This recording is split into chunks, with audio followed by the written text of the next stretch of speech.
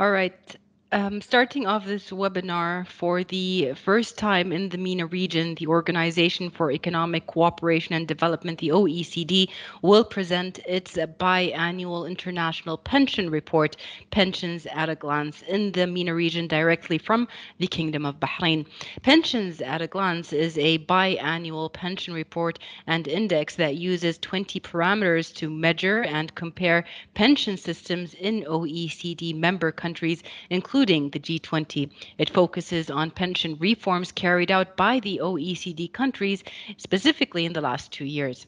The 2021 edition also includes forecasts of retirement incomes for today's workers and updated information on key features of pension provisions. The report includes indicators on pension system architecture, pension entitlements, the demographics, and economic context in which pension systems operate, older people's incomes and poverty, retirement income systems finances, and private pensions.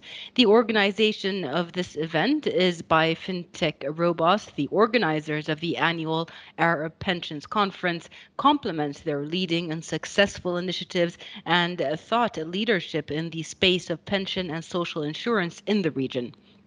Around 150 delegates have registered and are joining us in this webinar today, and they represent government pension funds, social protection staff, trade union representatives, policymakers, and professionals from insurance and finance industries. We are lucky to be joined today by three of the co-authors of the report. Our speakers for the day are amongst the leading authors of the report. That's the subject of this webinar. And they are Mr. Andrew Riley, a pension analyst with the OECD, Dr. Matthias Liss, an economist with the OECD, and Mr. Romain Dipalin, a statistician with the OECD. Thank you very much for being with us today. First of, I'd like to welcome you to this webinar and thank you for giving us the time. We will be giving 20 minutes, around 20 minutes at the end for Q&As from the audience. I'm going to start off with maybe a small introduction from each of you, starting with Mr. Andrew Riley, a pension analyst and one of the authors of the report. Good morning, everyone. I hope you can hear me. I'd like to thank you very much for the invitation. As you said, my name is Andrew Riley. I've been pension analyst within the OECD for the last 15 years. So I've been involved with the Pensions at a Glance series since 2009, really was the first one involved with.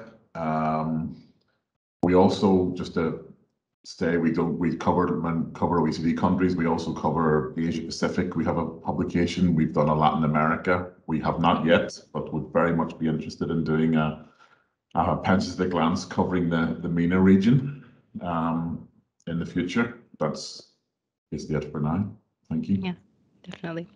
Thank you. Dr. Machilis. Good morning to everybody. Thank you very much for this invitation. So I've been working on the last few publications of Pensions at a Glance. Last time, especially focusing on recent pension reforms and looking how the pension landscape has been changing in the recent years. Perfect.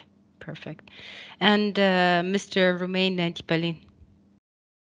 Hello, good morning, everyone. So my name is Romain Dipalin. Thank you very much for organizing this event and inviting us today.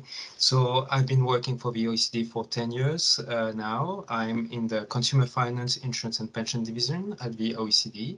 And so I'm mainly in charge of managing the statistical activities related to private pensions and monitoring what's going on there. So thank you again. Perfect. Thank you very much.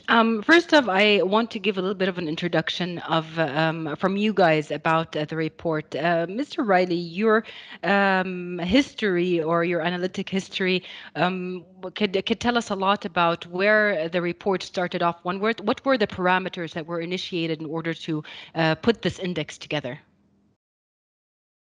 I guess over time, the forecast of the outlook, the sort of financial outlook, has declined over the years in terms of our initial assumptions. Say, for example, we do the long-term forecast, so therefore we have to have assumptions based on economic parameters of inflation and wage growth, etc., they have declined due to there been several financial crises since the report actually started. The first edition of the report was in 2005. It was just covering basic replacement rate indicators mostly. Obviously, over that time as well, the number of countries within the OECD has expanded. At that stage, there were only 30 countries. We're now up to 38, with the possibility of 5 or 6 more coming in the next few years. Yeah. We've expanded what we cover. If you know the sort of the thickness, for want of a better phrase, of the publication seems to expand every year as we add more and more indicators when data becomes available. Right. Ranging from poverty, which was introduced, I think, about 2009, to go up, but we're not going into much detail on poverty today. Dr. Lees, one of the parameters that we will be talking about is the recent pension reforms. What can you tell us about the reforms and the indicators that they sign on? Yes, thank you for this. Because in the report, we cover many indicators that cover pensions, as Andrew mentioned, and this includes parameters of the pension system themselves, but also demographic developments and economic developments of countries that are crucial for pensions outcomes. But on that, we are also providing more analytical input and having more analytical chapters into the recent changes. One chapter that has been always in the publication are the recent reforms, where we try to gather the reforms that has happened since the last edition of the pensions, the glance, which is generally last 2 years across all OECD countries, and see the trends that are forming out of these reforms.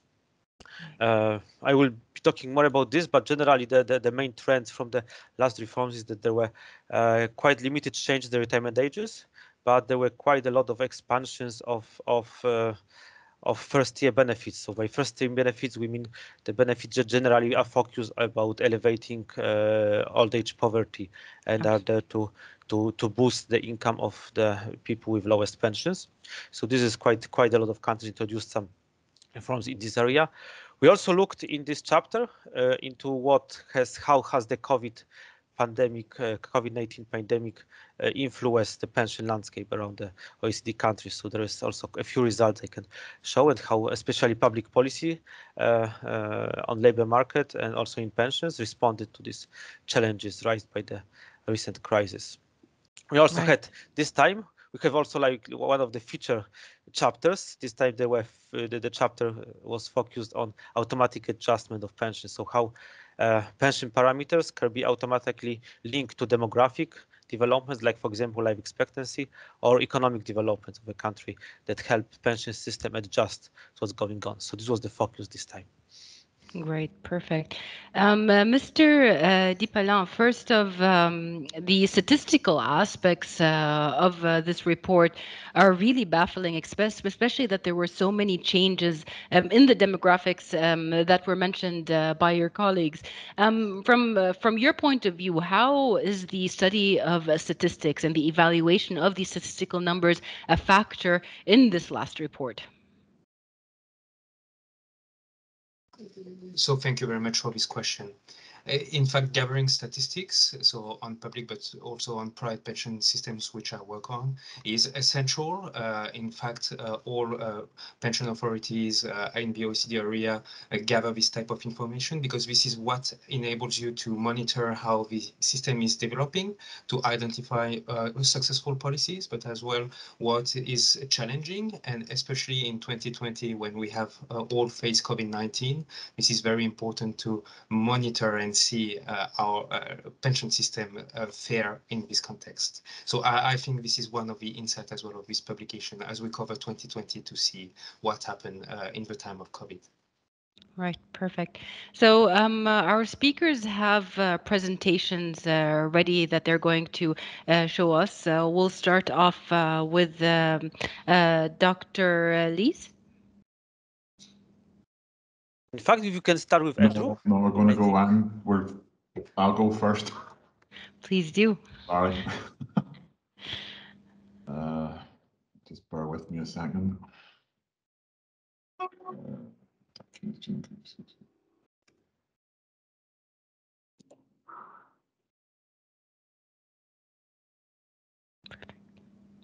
Perfect.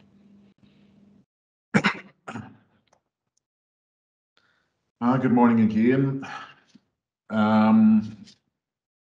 Apologies for this sort of the nature of this, but in order to avoid having to wear face masks, we're based in 3 different places. So we have separate presentations prepared. This is just a quick, that's been covered already in introductions. I'll cover the first 3 areas, which are the design, demographics, and the finances. Maciej will then do the COVID-19 and recent reforms, and Roman will finish with the sort of private pension indicators, because within the OECD we're split into 2 different pensions teams. Maciej and I are based in the public pension side, whereas Roman and his colleagues cover private pensions. So in terms of design of the pension system, within the OECD we refer to a tier system. The World Bank system will be more familiar with, possibly, has pillar representations. They do follow the same sort of principle in that within our first tier, where we cover mandatory schemes, we can have them on the public. So they cover 4 main pension groups: residence-based basic, where it's literally by living in that country, you're covered within that pension system. You may or may not have to pay. Generally speaking, you do not pay contributions towards that. As it says, it's entirely based on residence. You don't have to be in employment. Everyone will get entitlement to it.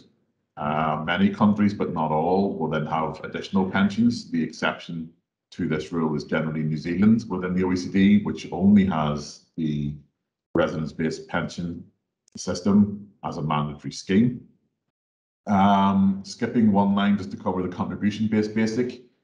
Again, they are basic pensions. They are based on your earnings, but generally speaking, in this scenario, your earnings, the actual amount of earnings you have is not relevant to the pension entitlement.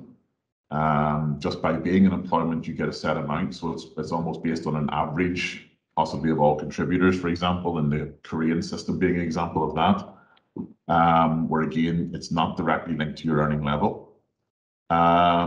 The other 2, targeted and minimum. Targeted is the resource-based pension component. So if although you have a pension, or at the point of retirement, you may not have sufficient income to have a certain standard of living, generally a targeted benefit will then come into place to top up. So you maintain whatever minimum level is designated within the country, and the minimum can either be an overall minimum, which is similar therefore to a targeted, or can be scheme specific. That covers the mandatory sort of first tier. The second tier, which we specify, covers the earnings related components, and they are obviously dependent on your level of earnings.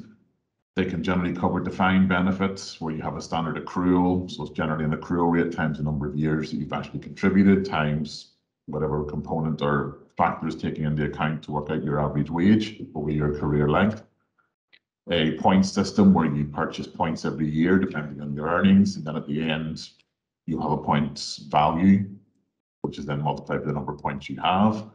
And then we have the either notional or funded defined contributions, which you have a contribution going towards that is invested in some occasions. Generally speaking, for funded defined contributions, we have a standard rate of return. The notional defined contributions are country specific, generally can be based on GDP growth or a factor thereof, rather than this established rate of return. Same principle within the private sector. We have either defined benefit or funded defined contributions. Then we have a third tier, which covers about 8 or 9 OECD countries, where they have voluntary schemes in addition to what's so far been covered as mandatory schemes. We only include those in particular indicators to show the impact of these. They have to have a certain level of coverage to be relevant for our analysis. And again, they cover defined benefit in 1 case out of the countries relevant, or countries covered, sorry, with the vast majority therefore being defined contribution. So when you put all these together, you can see the layout. These are the countries which we cover within the report. So you've got all the OECD countries, and then the final 9 countries which are within the G20, but are not, 8 countries within the G20 which are not OECD members at the bottom right-hand corner. So you can see there are barely two countries which have the same design of a system in terms of you've got residence-based basic in about 8 different countries within the OECD. The targeted schemes, just to emphasize here, all countries will have some sort of targeted scheme. The ones with the tick mark here are the countries where if somebody has a career earnings at 30% of the average wage from age 22 in the long run till retirement age, they would still be eligible for at least a small component of this targeted scheme. So it shows that these countries have a targeted scheme which applies even if you are a full career worker. You just have to have a relatively low wage during your career. So we split this into residence-based basic, which is residence-based, sorry, which is the first two columns, and we have the contribution-based and the private sector. As I said, there are all countries will have a targeted, relatively about half will have minimum levels of some description. The majority of countries in the public side will have either DB or points, but the trend over the time has been this is changing from DB to more NDC or FDC. There's some countries you will see there which have a Q in brackets after the FDC. These are regarded as being quasi-mandatory, as we call it. They're not totally universal, but generally they'll have coverage of at least 85% of the workforce, relevant workforce or eligible workforce, to rephrase, will be covered within these schemes.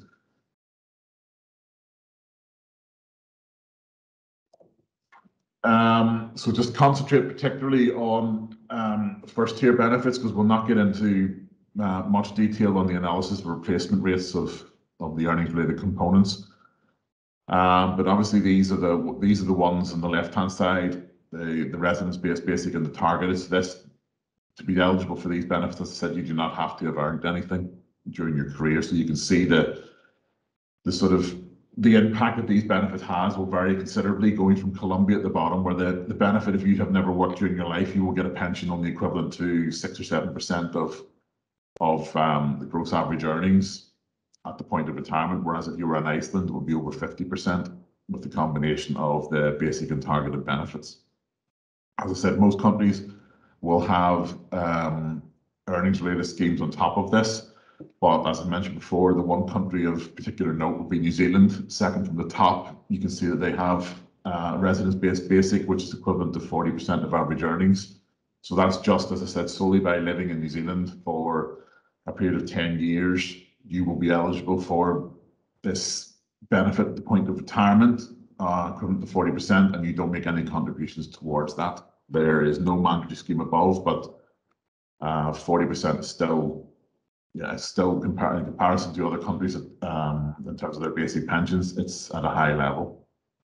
On the contribution side, on the right-hand side, so we have the contribution-based basic and the minimum. Colombia this time, so it was a bottom in terms of residence-based, but if you're in employment, because they have a very high minimum pension level, it's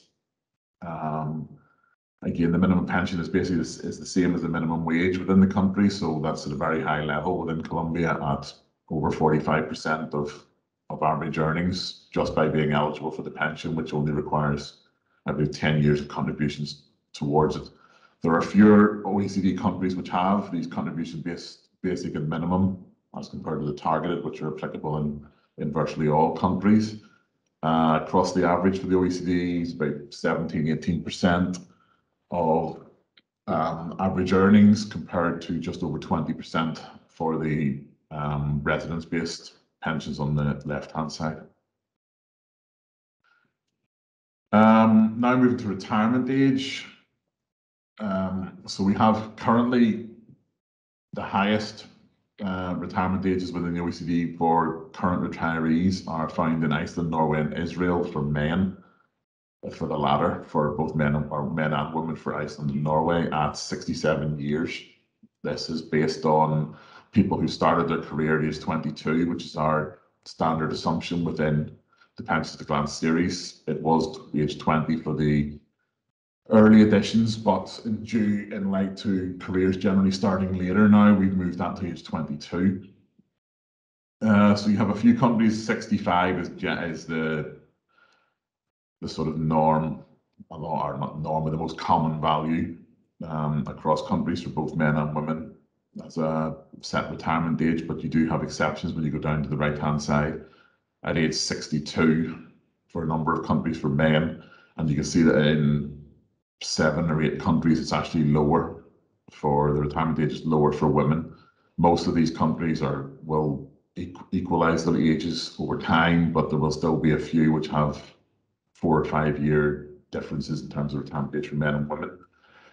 Just to note, Turkey on the right-hand side for the OECD is an exception at the moment, where the retirement age, if you started your career at age 22, the current retirement age is only about 52 years for men and 50 for women. It will increase over time, as I'll show in the next slide. Again, Saudi Arabia, which is a country within the region, is marked as not, because although there's a retirement age of about 58 years, if you have a full or 25 years of contributions, you can retire then without penalty. So that gives a retirement age of 47, which is what we use within our analysis. But as I said, these ages are going to increase. So that's a repetition of the last slide with the diamonds, or the current ages. The future age, so the average is going from about 64.2 years to 66.1, so it's a 2-year increase based on people retiring now and starting their career now. So we're talking 2-year increase over the next 45 years.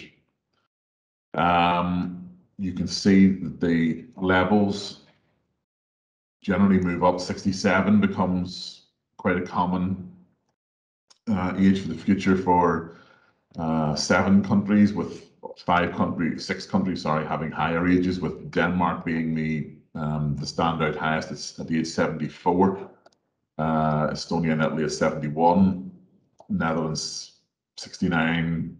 These countries and a few others have legislation in place which directly links the retirement age increase to life expectancy. Denmark has a slightly different system, where though it's linked to life expectancy, it's linked in terms of they have a default age of, you have 14 and a half years in retirement, is what they're estimating everyone will have, legislating everyone will have, and therefore adjust the retirement age based on the cohort at your life expectancy. I believe it's 60, what will your, in other words, to have 14 and a half years left, in retirement, what will your retirement age be? And that's going to be 74 on the current estimates for the people who are starting their career in 2020 at age 22.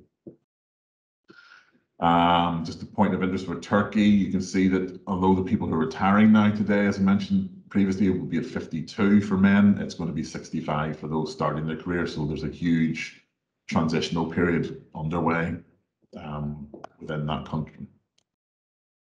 Moving on to the sort of demographics and economics.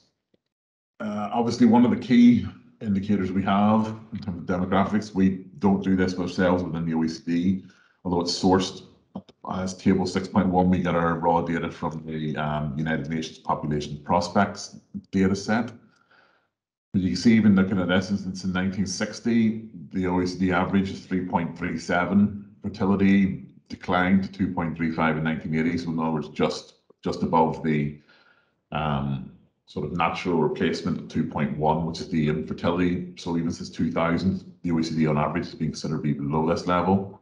Current levels, 2020 values, the OECD, only 3 countries within the OECD, Israel considerably, and then Mexico and Turkey are both around the 2.1 mark. So only Israel really has a naturally increasing population just solely based on fertility within the OECD.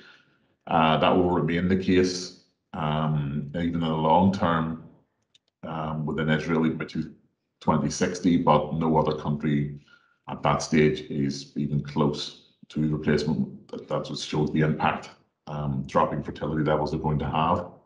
The same is also true, just to put in a few relevant slides where we can, for the MENA region. Currently today in 2020, there only are two or three countries within within MENA, which are really below or substantially below the 2.1 replacement, and even by 2060, there are still a number of countries which are considerably above or above replacement. Even 2040, half the countries are roughly above the 2.1 replacement. So although fertility decline has been more rapid, say from 1960, where you have 6 or 7 as an average for most countries, the future decrease is not going to be as dramatic as within the OECD countries. But in terms of our work, as we concentrate on pensions, we're interested in life expectancy. And so before we move to life expectancy, retirement age is possibly our more near retirement age, is more important indicator. So as mentioned at the bottom of this slide, I mentioned previously, over the time period of about the next 45 years, the retirement age is going to increase by 2 years, roughly for men and for women. But over that time, you can see that life expectancy is going to go from 18.1 for men, 21.3 for women, and will increase by over around 4.5 years for both, or 4 years for both, sorry, going to 22.5 and 25.2. But in reality, based on cohort life expectancy, where you can expect further improvements in even how things is about health status, it's about 5 years increase. So 5-year increase in life expectancy is only leading to a 2-year increase in retirement age. So the natural conclusion of this we'll come to in a moment with support ratios, but just to emphasize again, because we can cover this MENA regions within our life expectancy, we have the same sort of pattern shown. Obviously, the numbers are slightly lower than for OECD countries, especially on the right-hand side for, say, countries from Libya, Egypt, Djibouti, Iraq, and Yemen. But again, you can still see that the overall impact is leading to a 4 or 5 year increase in life expectancy, which is consistent with what was shown for OECD countries. Overall, these lead to what we call the demographic old age support ratio, demographic old age to working age ratio. Within this table, we have working age defined as age 20 to 64. And then we have 65 and above, or what we classified as old age. This is chosen because 65 is, as mentioned previously, is a relatively common retirement age within the OECD countries. So you can see that on average in the OECD today, in 2020, there are 30.4 people aged 65 plus per 100 of age 20 to 64.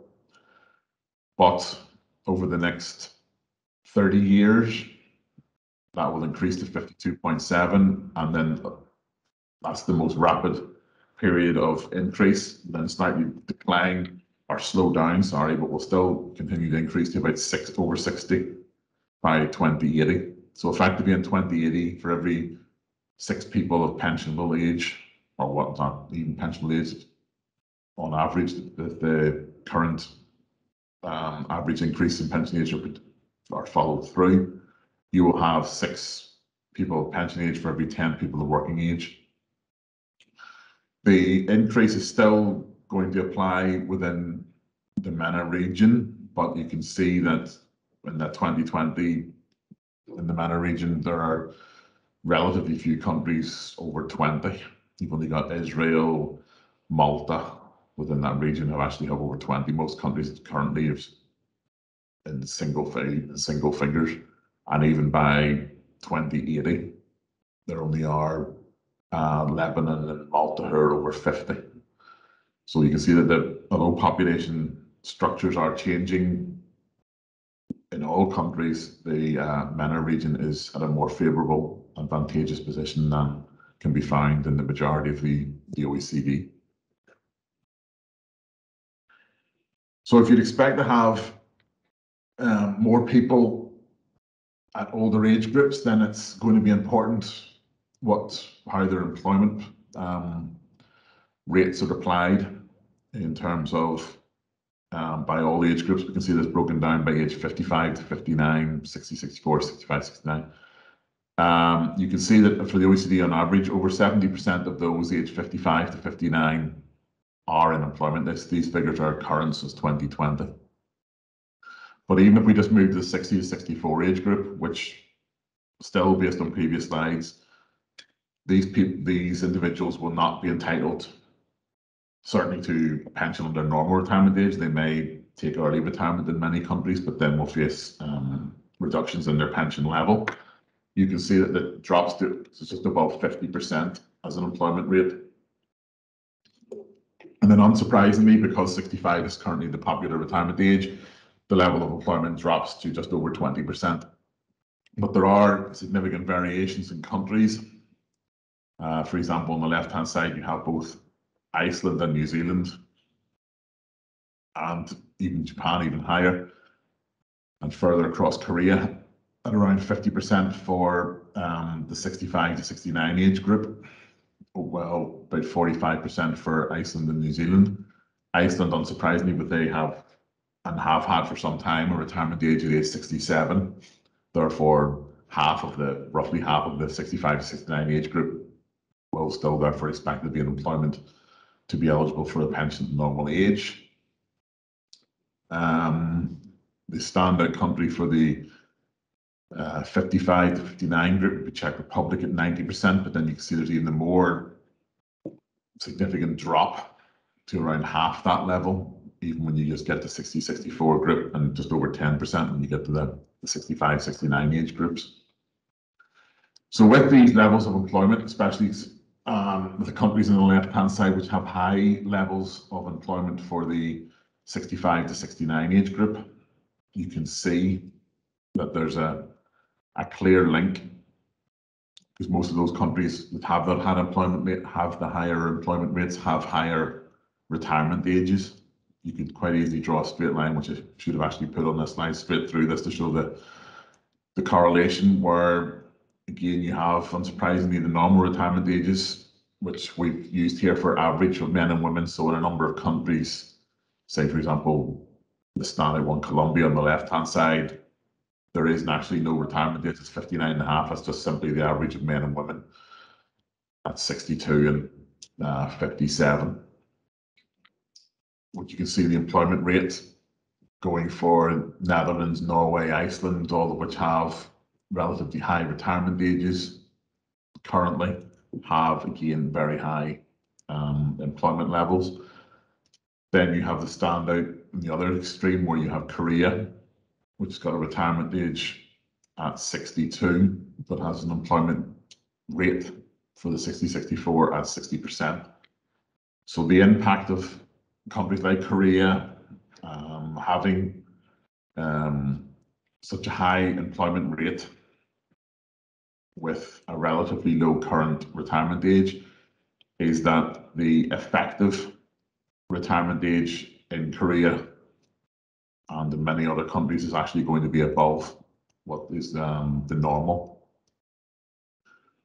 retirement age. So you can see Japan at the top, although they have a retirement age of 65, men don't actually retire or leave the labour market, to be more precise, so have an effective retirement age of 68 years.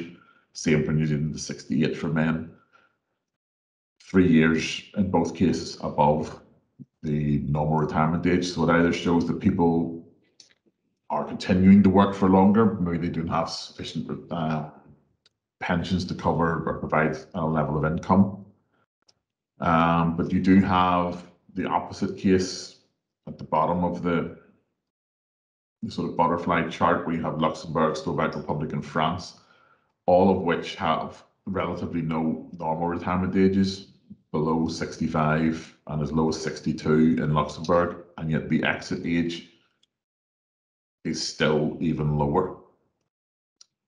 Just to say, within Luxembourg, it is possible to retire with a full pension at age 57 if you've worked for 40 years. So that would require obviously entry at age 17 or earlier. For our analysis, we have the normal retirement age at age 62 because we have 22 as the default entry age. So that's just to say our normal retirement age, that's how it's defined, as the earliest point at which you get a full pension without penalty, entering at 22, but it may not actually be it's not the earliest point you can get a full pension if you remove the age 22 caveat. Across the OECD on average, men will 63.8 is the average of the effective retirement age, and 64.2, as we've seen previously, is the normal. So it's just below. And the same for women, it's 62.4 is the effective, and 63.5, I think, was the average for women retired. So there's more of a gap for women currently in terms of their effective and normal retirement age, which, due to the employment patterns for women, is not a big surprise in terms of many women will retire or being in couples with men who are on average older, will therefore retire possibly at the point at which their husband retires, taking early pensions. The final section for my part is the finances of the pension system. So this is basically how pension systems are financed in terms of contributions, their source, whether they're public or private, and whether it's the employee or the employer. Just to say, these contributions generally will reflect the earnings related components. They will obviously include contribution based basic, but obviously by definition a residence based basic, which we saw can be quite significant earlier, is not covered in this, as it's tax financed and therefore is a state contribution which is not included. So that's why, for example, repeating back to New Zealand, you will see there is no mandatory contribution from anyone within the pension system, but obviously there's a cost which the taxes are covering, which is covering the state, or sorry, the residence-based basic. On average, we only include the OECD 35 here. There are 3 other countries, Spain, Ireland, and the UK, which are not included in this chart because their contributions cover more than pensions, but they're shown in the publication in table 8.2, but I haven't duplicated that here. So on average, we have 18.4% is the total contribution on average across the OECD. That's broken down to about just over 10.5% is the average for the employer, and 7% for the employee. You can see that the general trend, in fact, in all countries with the exception of Slovenia, the employer contributes at a higher level than at least the same as the employee. Some are equal, like Japan and Korea, where they both pay the same, but all other countries, apart, or not all other countries, with the exception of Slovenia, have higher levels for employer than employee. Slovenia goes the reverse case with 15.5% for the employee compared to just under 9% for the employer. Where I know we're not covering replacement rates here, just to say that countries like, for example, Korea, where you can see the overall contribution level is low at 9%. And even Australia, although it does have the tax financed basic residence-based pension, but that is withdrawn depending on what they have for superannuation pensions. So those countries overall have low contribution levels compared to most other countries, Lithuania as well. And if we were looking at replacement rates in great detail, you would see that they actually have very low future pension promises, which is not surprising based on the low level of contributions. So in terms of actual expenditure, what these contributions lead to and what the costs will be, there again, huge variation within countries, from as low as around 2%, or just over 2%, sorry, or just under 3%, even in Korea in 2017, 2.8. There's 2.6 in Iceland in terms of public expenditure, to over 13% in France, 13.6, and 15.5% in Greece.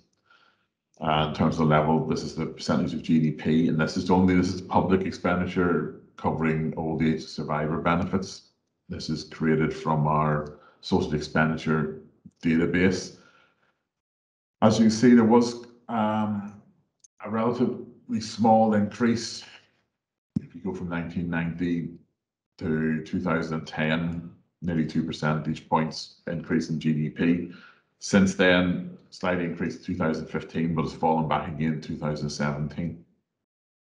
That's unfortunately the most up-to-date level data we have from the social expenditure database. There's a slight time lag issue in terms of being provided information from that, but you can see the countries you have relatively rapid growth in a few. For example, in Korea, going from 0.7 in 1990 to, even though it's still low, it has fourfold increase to 2.8% by 2017. That's just based on maturity of the pension, and that pensions were only introduced in Korea in 1988. Therefore, you're getting more people now eligible for entitled, to receive pension payments.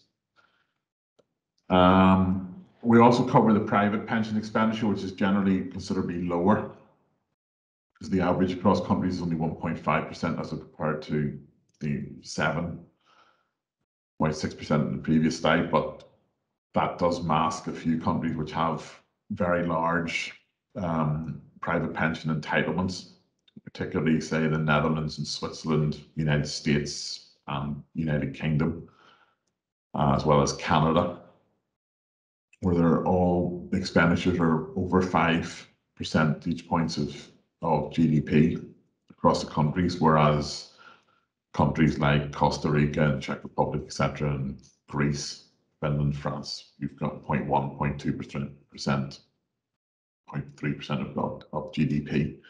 But again, in terms of what the impact is going to be in the future, there's actually very little changes predicted within the next 30, 40 years in terms of expenditure levels. The figures given for 2018-19 are different to what was previously given to SOX. This is a different methodology or source of computation. For the European countries, they're based on an EU aging report, whereas the other countries which you have outside the EU, they're national sources. The countries which are blank do not have public projection material available in terms of expenditure, which is why they're not included, and therefore we only have 29 countries as the given for the OECD average. So, excuse me, you can see for the current level, under 18-19 is 9.2%. It will slowly increase to around 10% by 2030-35, and beyond that only goes through to 10.3, 10.4, and remains at that level. This is obviously based on future pension reforms, etc., being implemented as they're designed to be. Obviously, if we were to further increase retirement ages in the countries which haven't legislated to do so far, you would expect that the expenditure levels would fall, because fewer people are going to be entitled to pensions if you increase the retirement age from age 65 to 67, for example.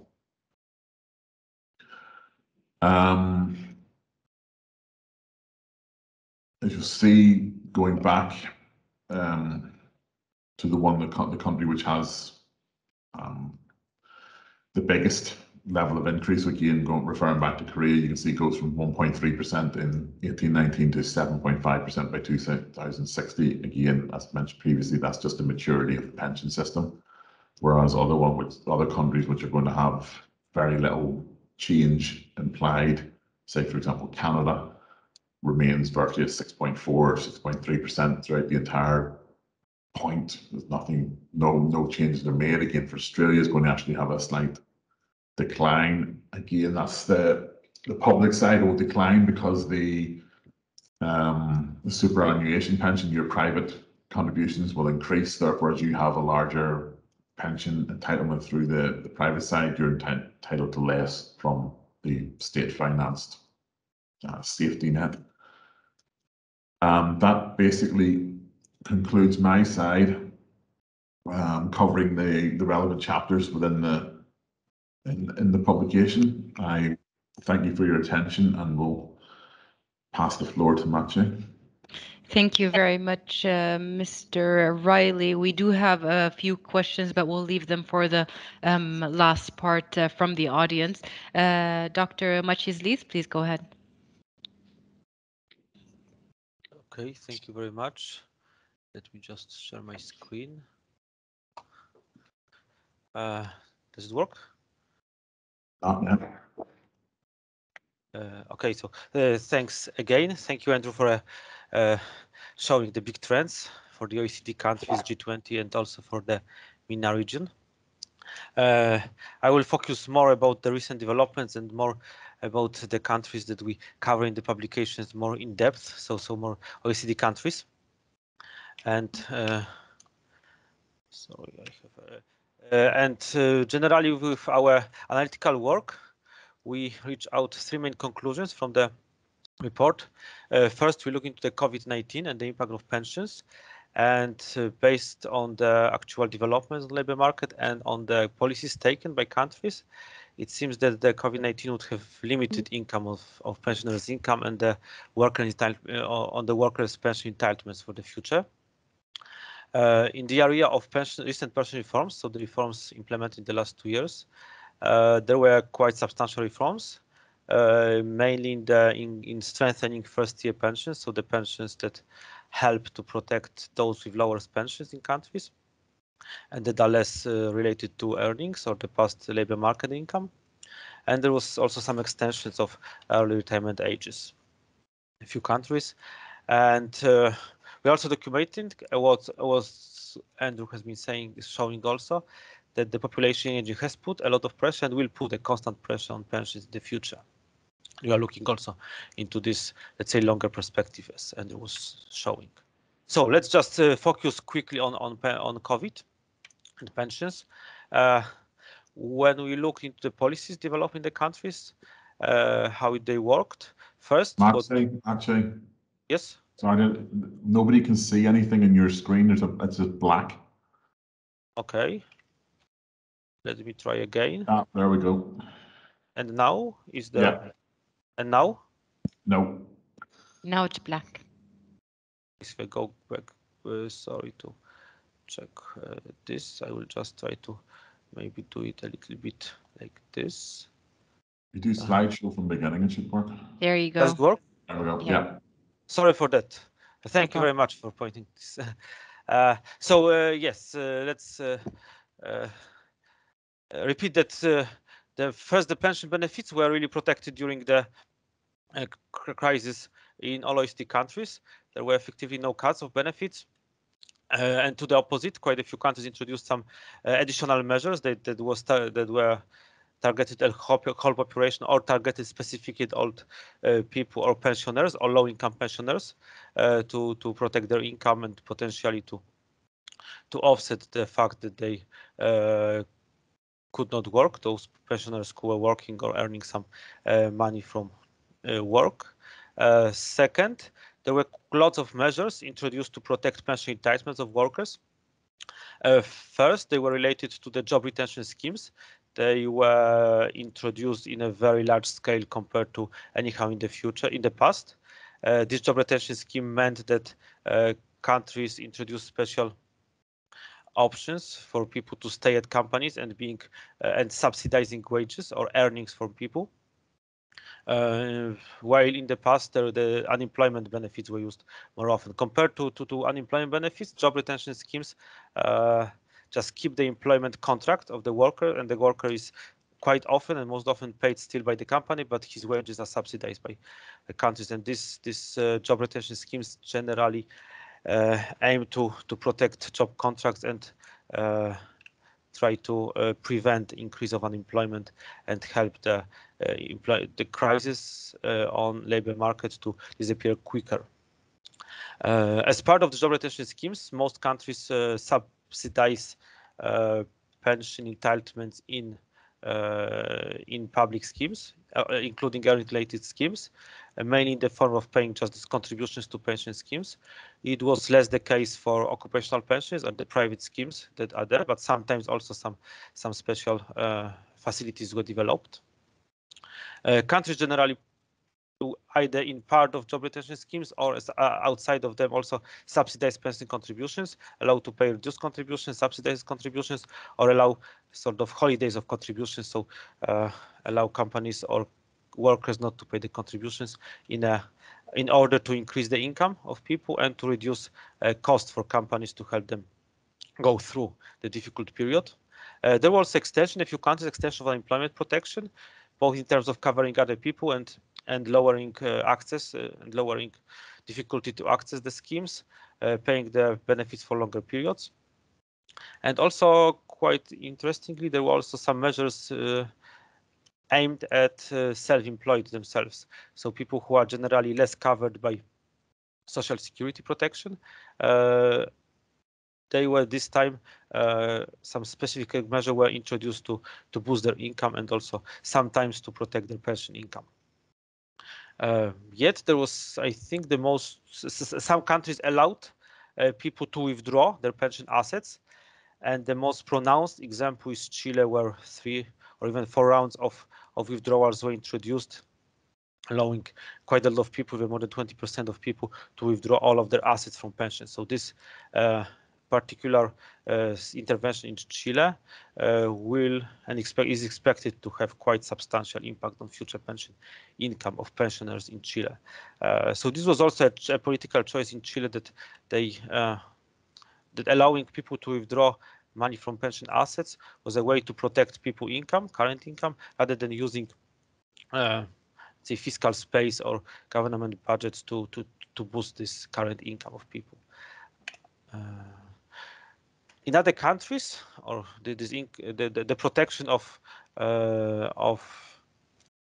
pension entitlements and pension income has not affected that much pension finances per se.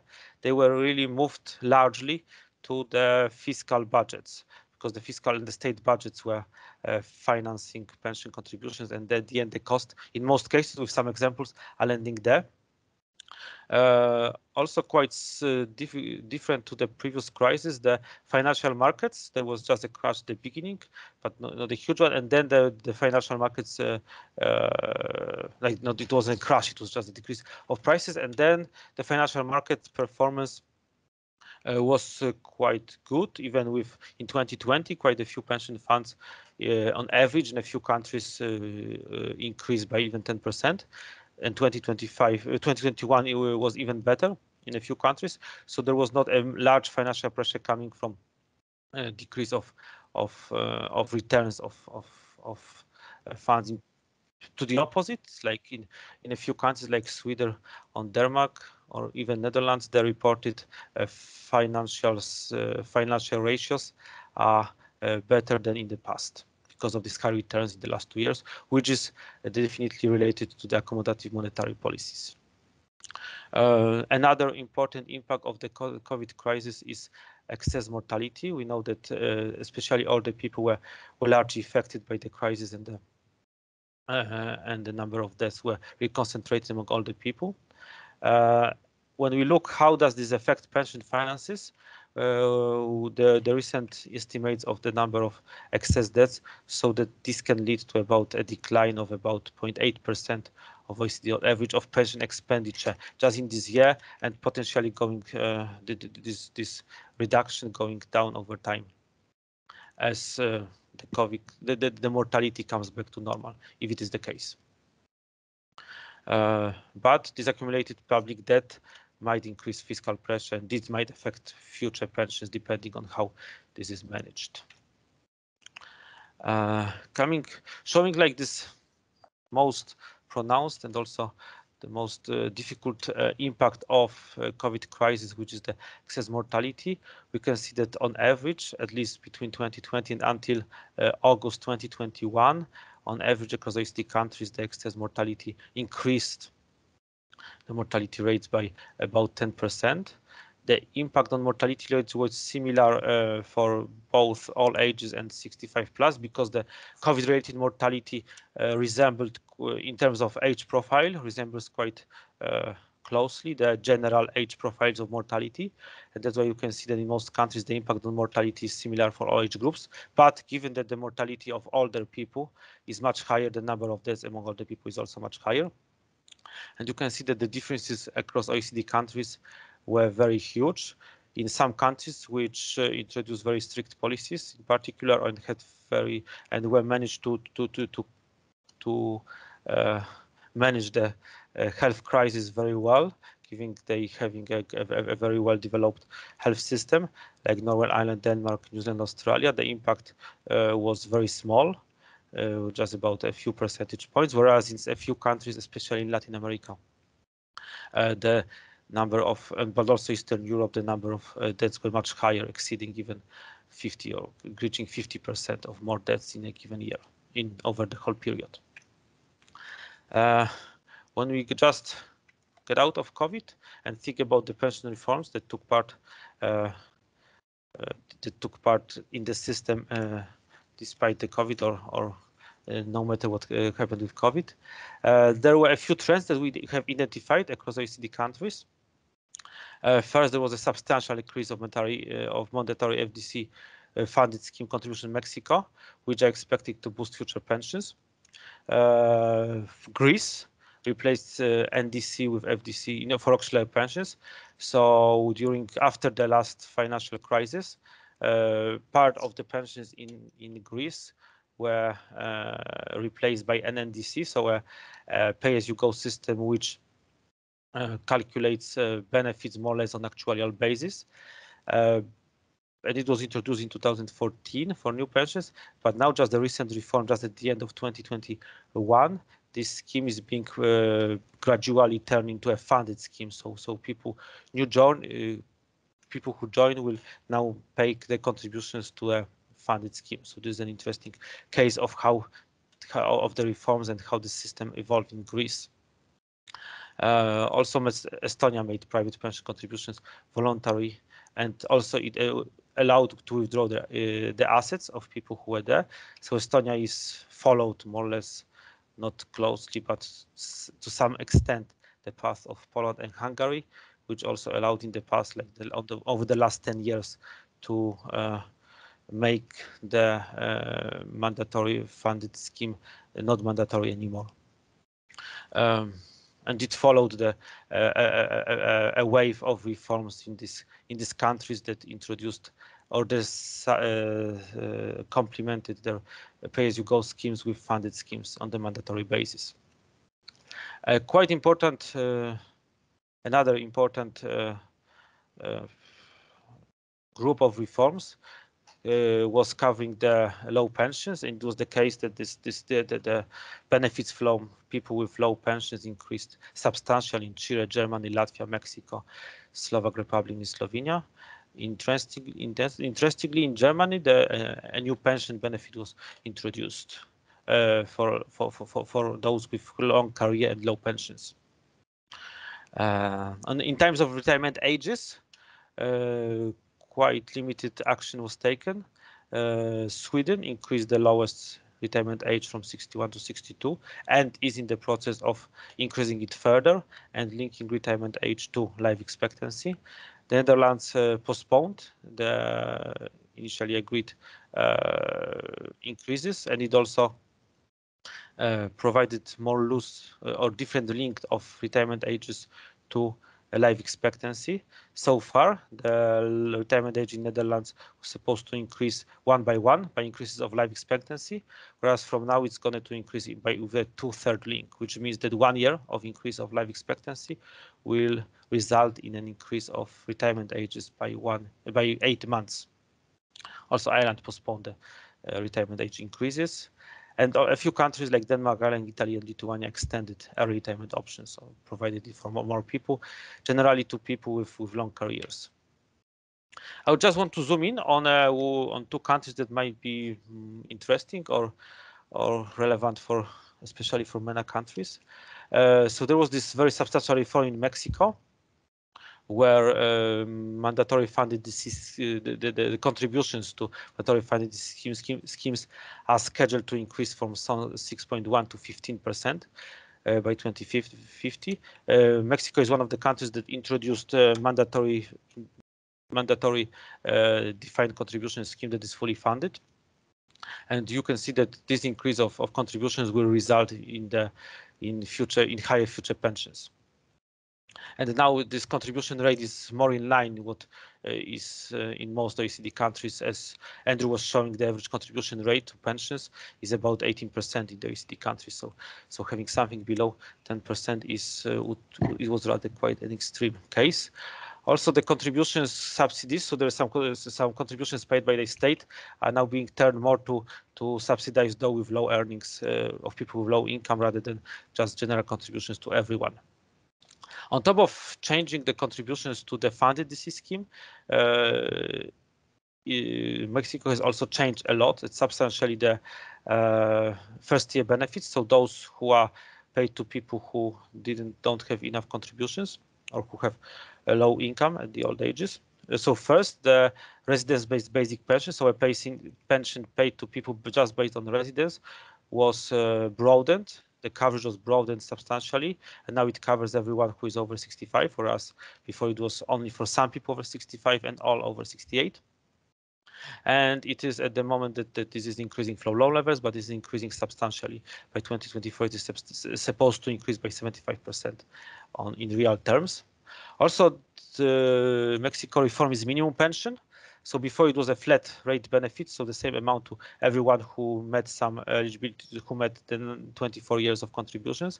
Now it is a benefit that is still a minimum pension, but it depends on individuals' average wage throughout the career, about the effective retirement age, and also the career length. So it is more like a earnings related DB scheme, because now it depends on the earnings and many other conditions.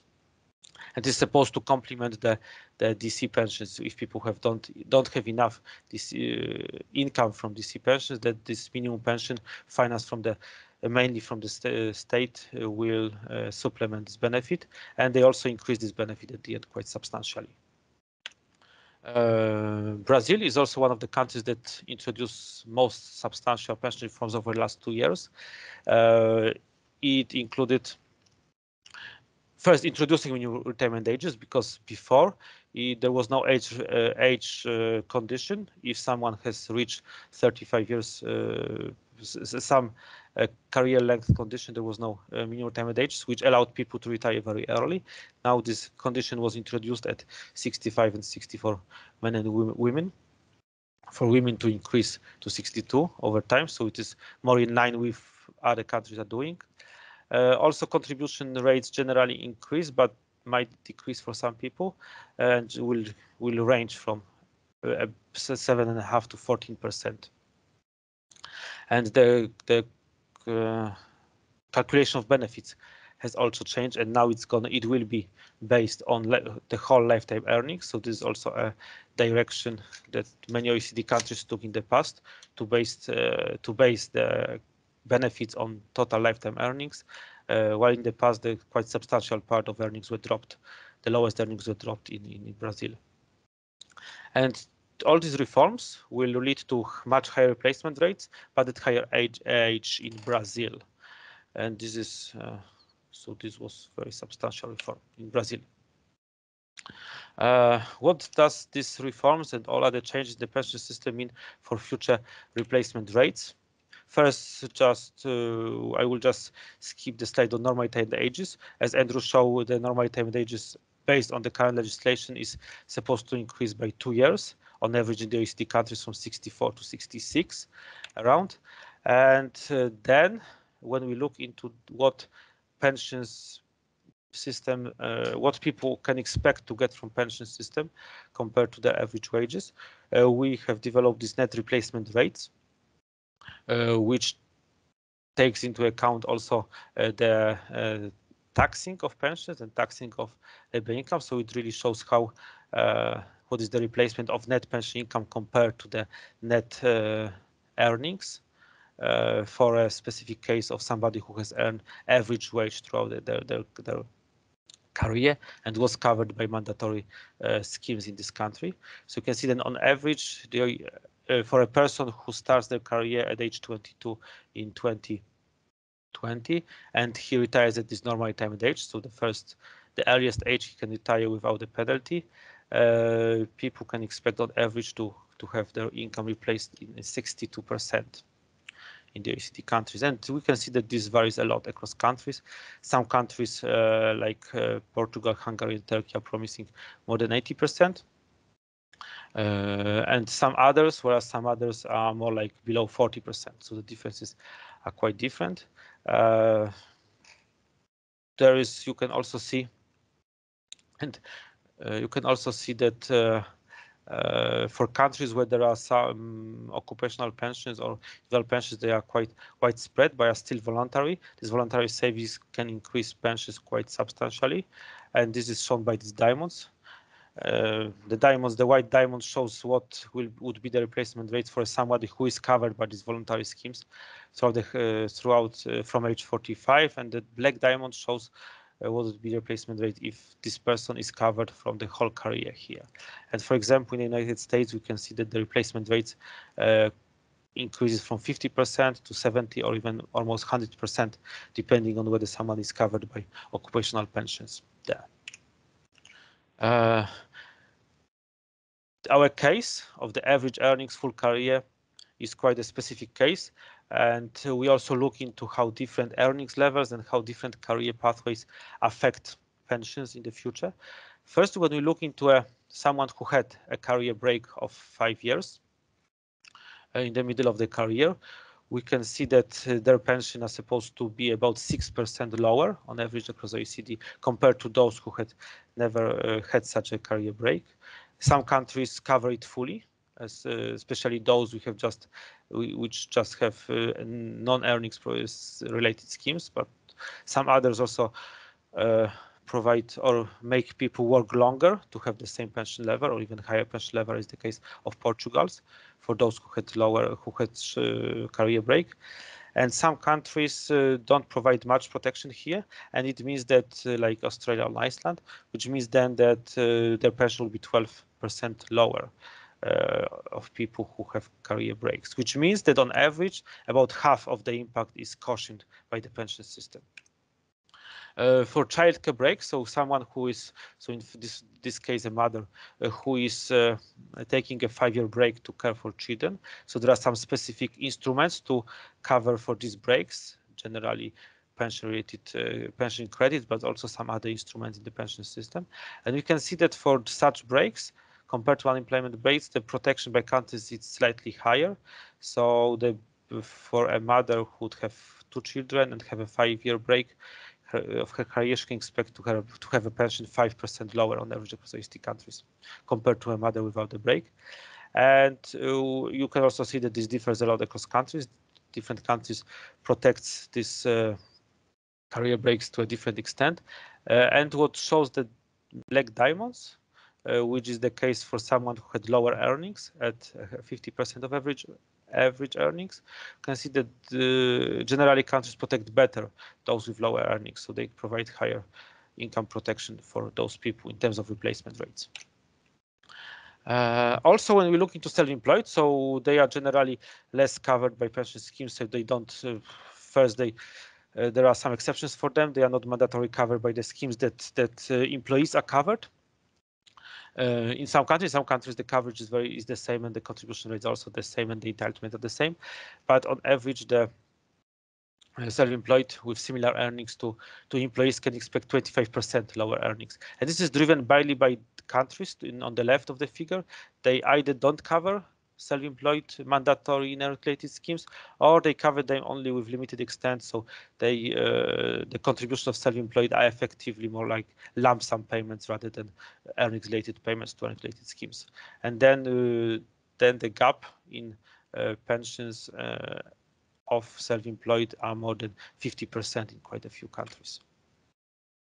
From a broader perspective, and I saw there were a few on the chat, there were a few questions about how countries can manage with aging pressure, especially the DB schemes, how they can deal with that. We try to give some insights on this when looking in the past, what countries did over the last 20 years, because as also was shown that quite a lot of OECD of MENA countries will reach the old age ratio, demographic ratio of today's OECD average in about 30 years. So when we look now into what happened over the last 20 years, this is something in terms of the demographics that many countries can expect to happen in many countries over the next 30 years. So first, when you look just at this old age demographic ratio, we can see that it started. This is this dark blue line. It started to accelerate after about 2010. On average in the OECD countries, it's supposed to more or less flatten after 2050. So this is now really the moment when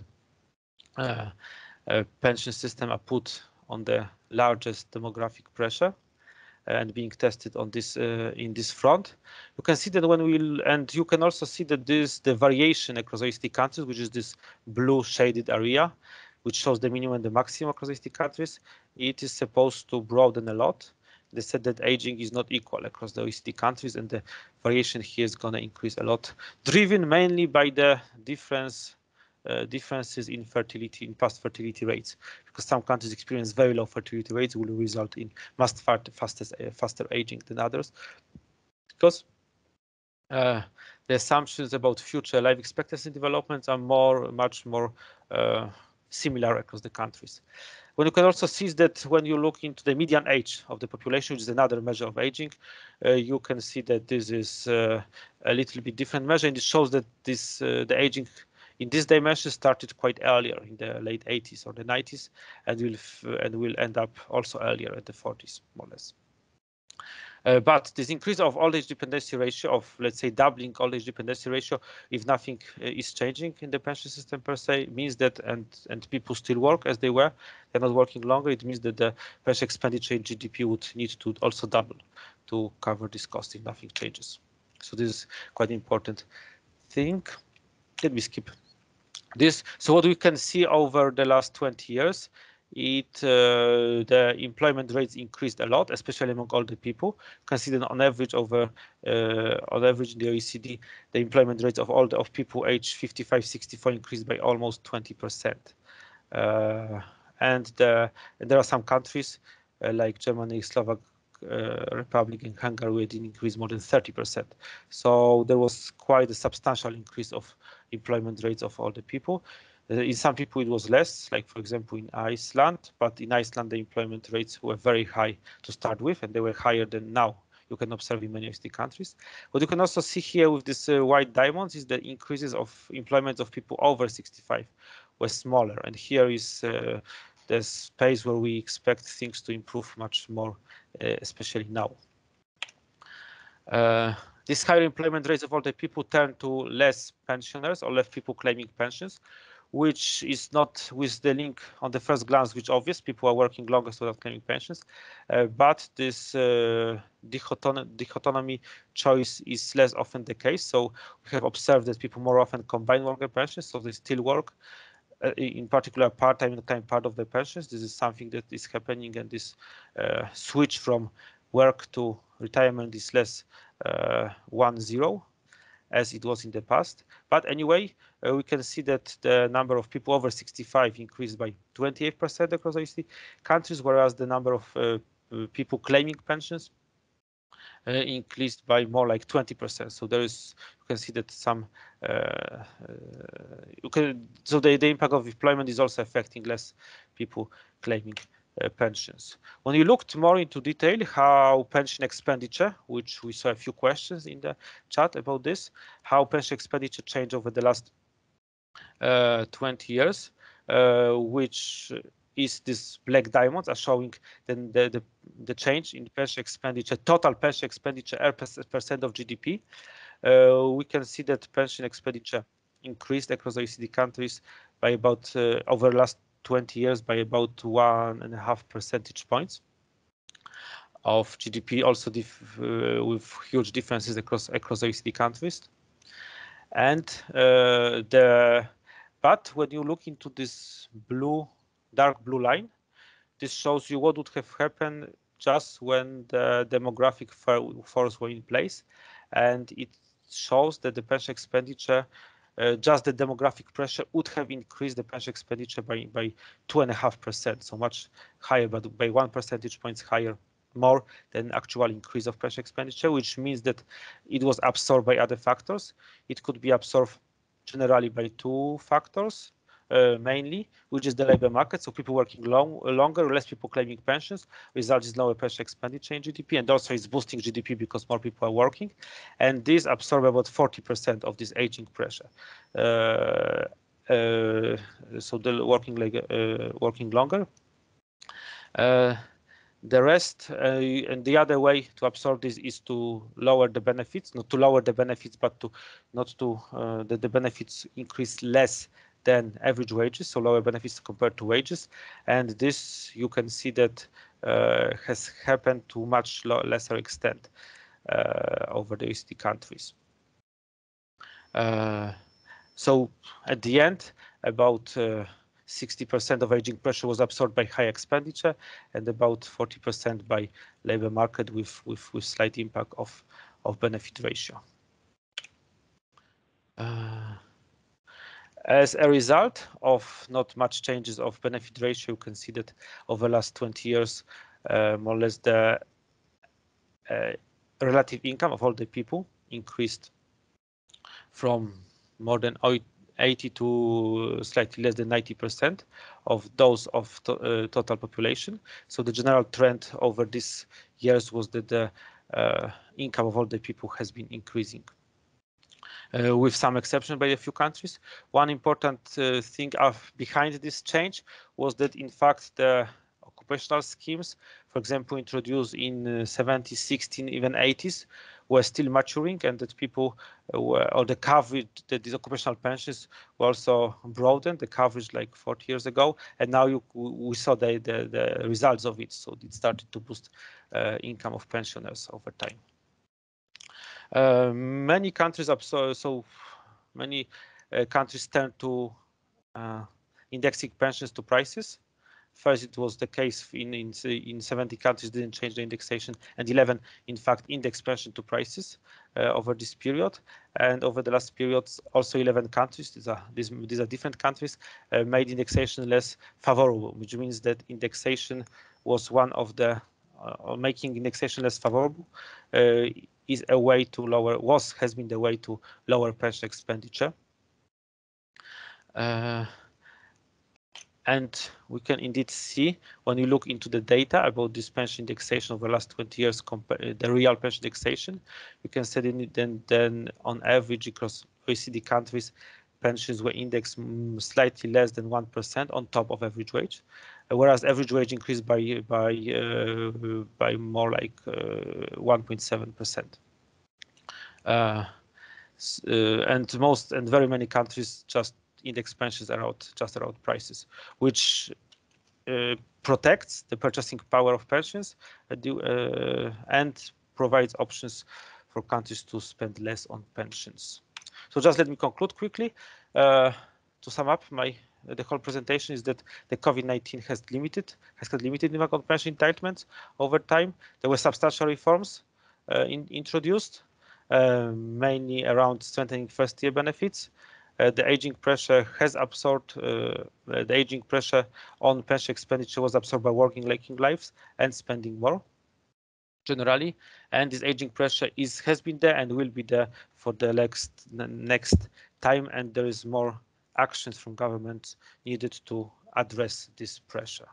Thank you very much for your attention, and I'm looking forward for any questions. Thank you very much, Dr. Lees, for that.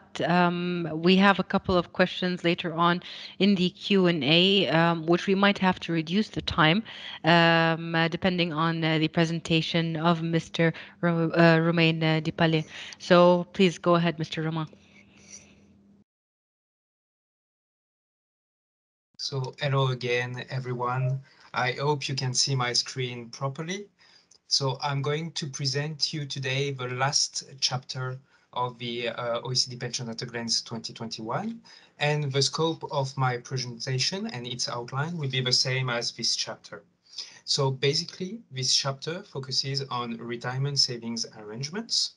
So these are funded and private pension plans that include, for instance, occupational plans. So these are plans that your employer set up for their employees.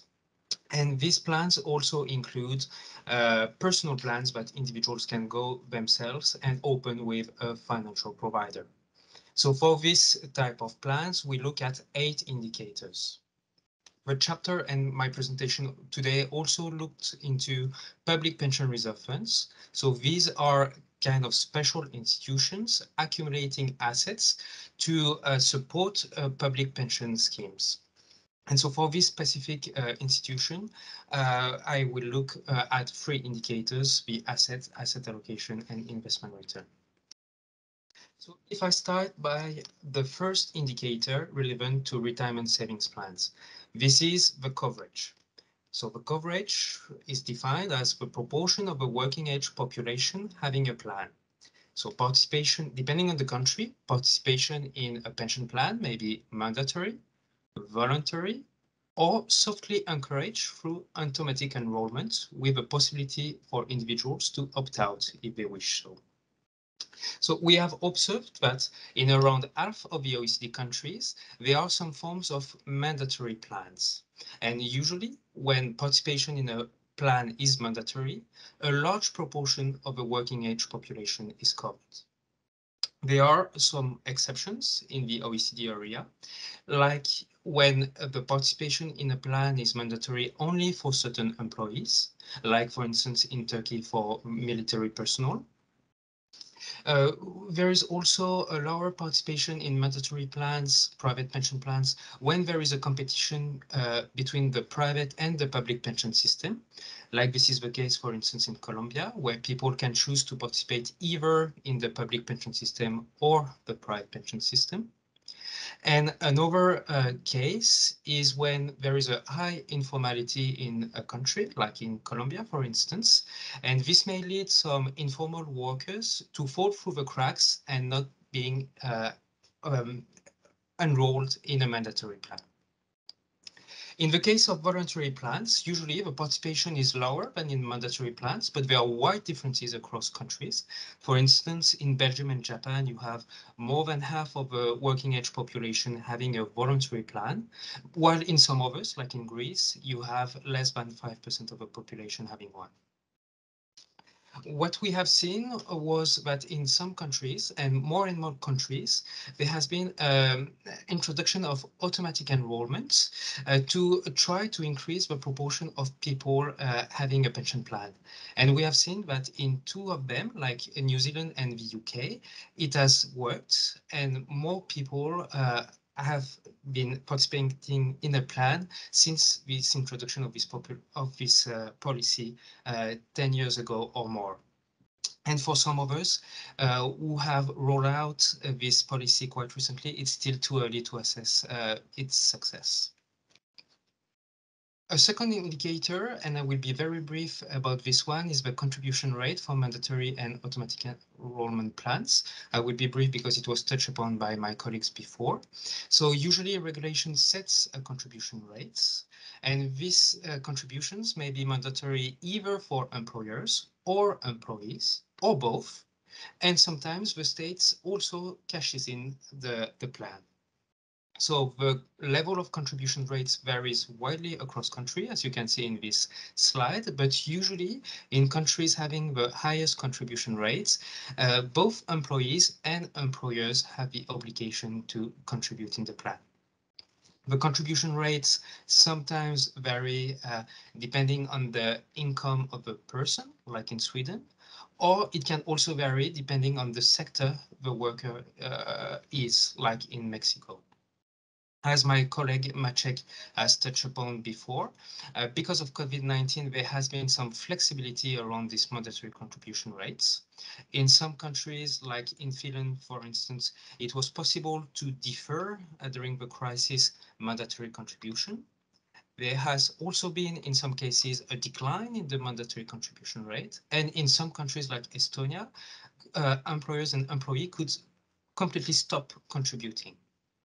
This mandatory contribution in some cases can be topped up by additional voluntary contributions. And in the end, this leads to very different effective contribution rates in practice across countries. A third indicator that we looked at was the amount of assets overall. And what we saw was that at the end of 2020, the amount of assets in retirement savings plans in the OECD was relatively large, with more than 50 trillion US dollars overall of assets. The United States was making up most of this total, with itself over 35 trillion US dollars in retirement savings plans. But you have also large pots of assets in the UK, Canada, Netherlands, Australia, Japan, and Switzerland, for example. Public pension reserve funds have also managed to accumulate quite significant amount of assets, around 7 trillion US dollars in the OECD area. And some of the largest public pension reserve funds were in the OECD include the one of the US, the one in Japan, and the one in Korea. If you look now at the amount of assets relative to the size of the domestic economy, you can get some interesting new findings. So for instance, you could see that in some countries with mandatory pension plans and with a high coverage, the amount of assets is pretty large, like in Denmark, Netherlands, and Iceland, where assets exceed twice the amount of the size of the GDP. And also in the US and Canada, where the participation in a plan is voluntary, assets are pretty large because these two countries have had a quite long history of saving for retirement. You can see as well that assets in public pension reserve funds were relatively large in some countries, sometimes even exceeding assets in retirement savings plans, like in Luxembourg, Japan, and Korea. What is also very important about these assets are the way they are invested in financial markets. And these assets tend to be mostly invested in two asset classes, fixed income securities and equities. So on average, over 70% of assets of retirement savings plans are invested in bonds and equities, and over 75% of assets of public pension reserve funds are invested in these two categories. There are, of course, wide differences across countries. Just to give you one or two examples, in the United States, the Public Pension Reserve Fund, which is the Social Security Trust Fund, only invests in domestic government bonds, while in some other countries, like in Norway and New Zealand, the reserve funds there hold more than 50% of their assets in equities. We have seen in some countries an increased diversification over the year of the asset allocation, potentially as a search for yield. And this is the case, for instance, of reserve funds in Japan and in Korea. A large share of the assets are sometimes invested in non-traditional classes, like real estate. Real estates, for instance, represent 12% of the assets invested by retirement savings plans in Canada and 20% of the investment of pension funds in Switzerland. The way assets are invested are very important to determine the performance in the financial markets of these plans and institutions. And in 2020, investment rate of return of retirement savings plans were positive in most countries, despite COVID-19. The returns were lower than in 2019, but still positive, probably because retirement savings plans manage to benefit from the recovery in the financial markets after the large fall in the first quarter. If we look now at the longer term, which is the most important because saving for retirement is for the long term, we can see that in almost all countries, the investment returns were positive. Now, for public pension reserve funds, we also notice that over a 10-year period, the investment returns were positive. So all public pension reserve funds managed to record investment gains. And this is one of the reasons for which some countries prevent the liability of public pension plans, because it can generate an additional source of income to support the future benefit payments of public pension schemes.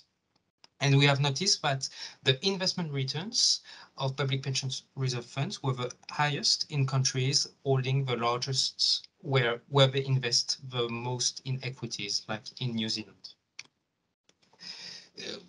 So, and this is now, and this is the last part of my presentation and of the chapter. There is a focus on some specific retirement savings plans. So in all OECD countries, there are some personal plans, and in some of them, so for instance, in 3 OECD countries, employers also offer defined benefit plans only.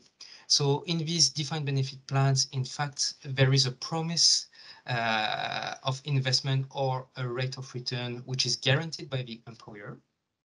In 6 other OECD countries, employers do not offer this type of plans at all. They offer instead occupational defined contribution schemes. So there is no guarantee from the employers in this type of plans, and individuals bear some types of investment risk.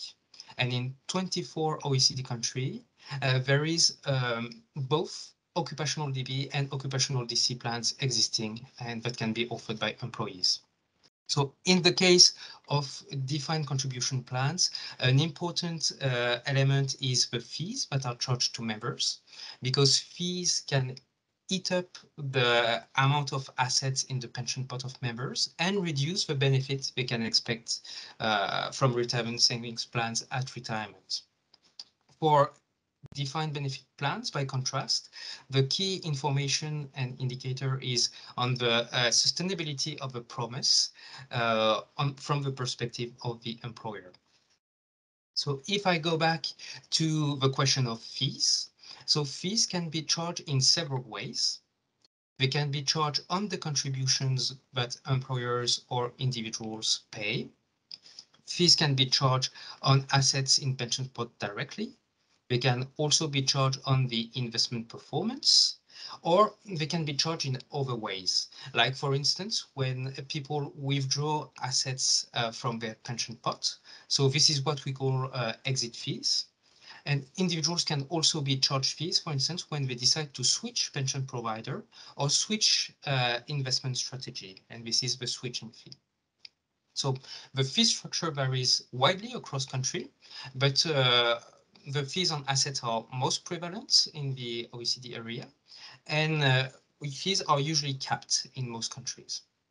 However, unfortunately, it's difficult to compare fees across countries because they can cover different levels of services.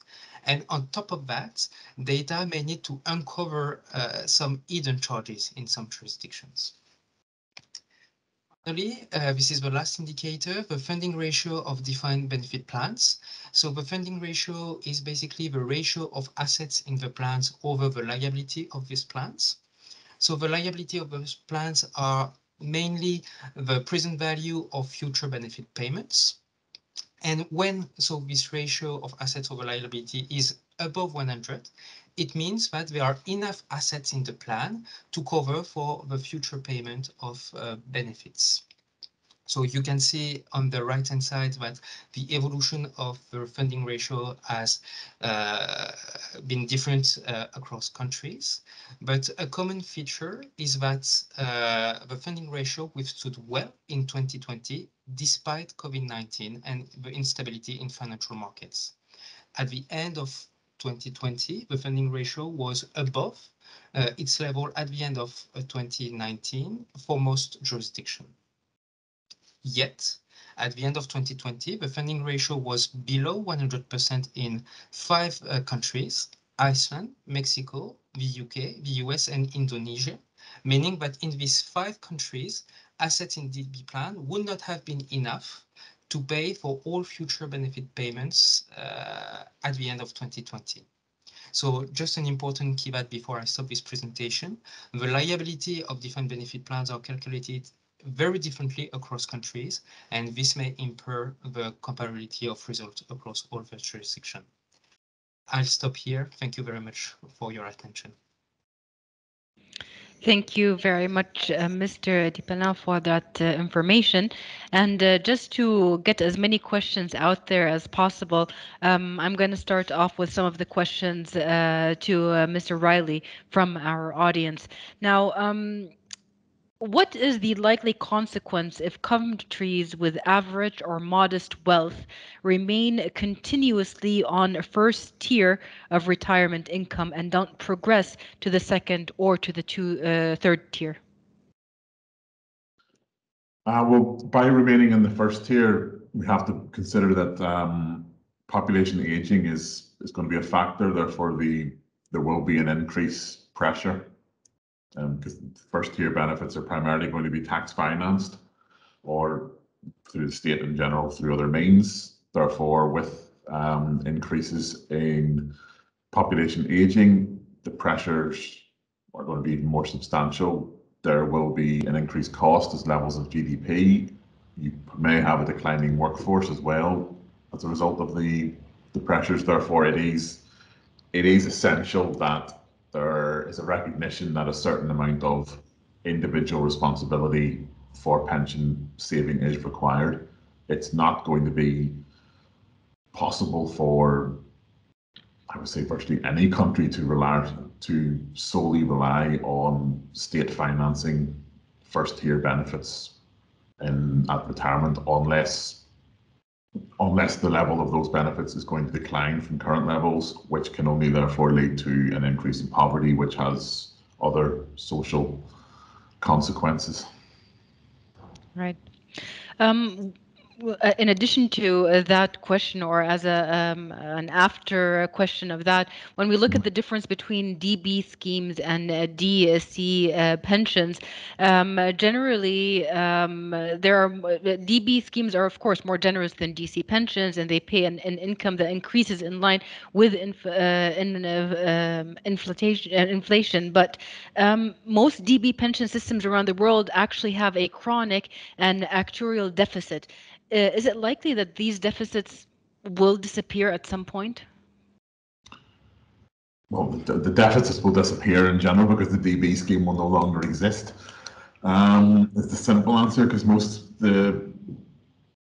being available to join a DB scheme now is a relative rarity, in that the majority of individuals who are going to start their careers now will be enrolled within DC or NDC schemes.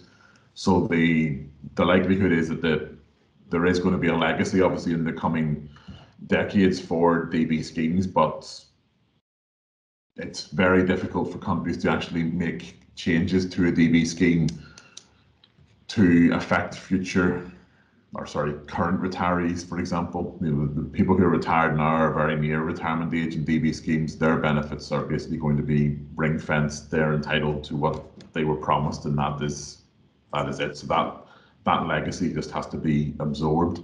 There's nothing you can do with that. Changes are being made to the DB schemes in terms of reducing accrual rates or extending retirement ages to try and offset future deficits. It is going to be very difficult to eradicate all of the deficit to make it sustainable, which is why countries, whilst also modifying the DB, move individuals more towards either NDC or FDC pensions, where literally you have your own individual pot. What you put in will be accumulated over time, and then that is converted to a pension retirement. So there is no risk in that sense of having a liability for it. The risk in that sense is that if you have periods of very low returns, it's going to be questionable whether or not the pension is going to be adequate enough, which then brings us back to the reliance on the first tier pensions. Yeah. Everything has to work together. Please go ahead. If I may just add on this.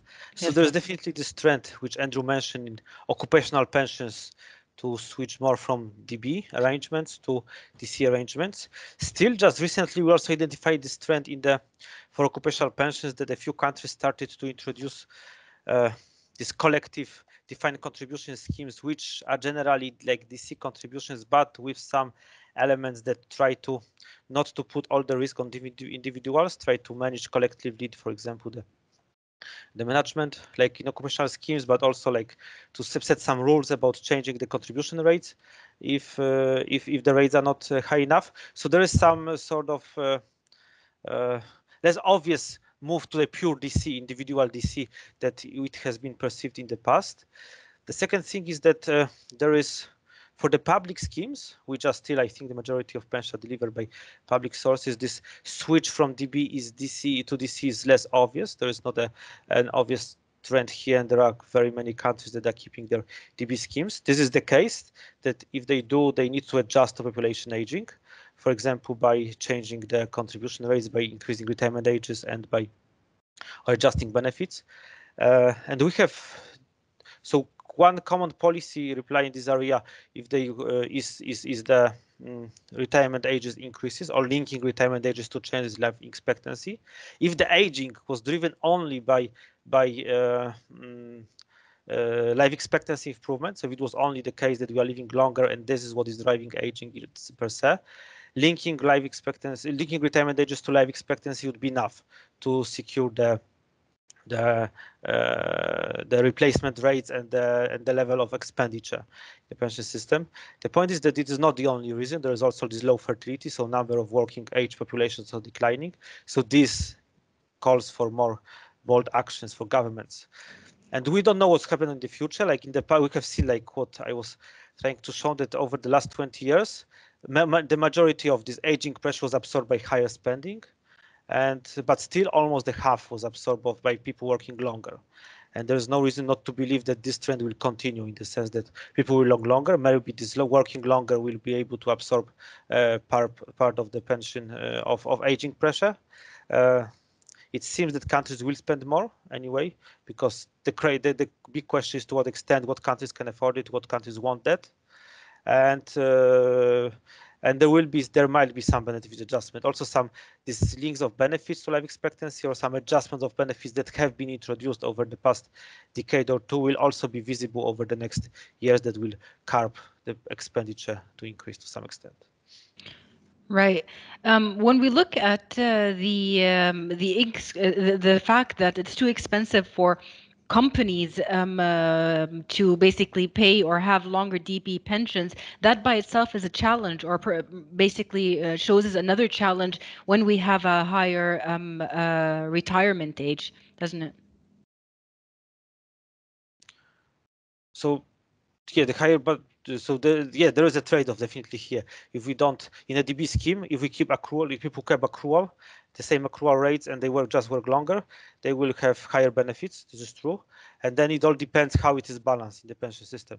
So what has been also quite often the case over past decades that there are some more or less actual adjustment for the benefits. So if you work longer, you have higher benefits, and this more or less reflects the way that this benefit will be paid for a shorter period. But definitely, if there is only an increase of retirement ages and the benefits increase, this will not resolve the pension pressure.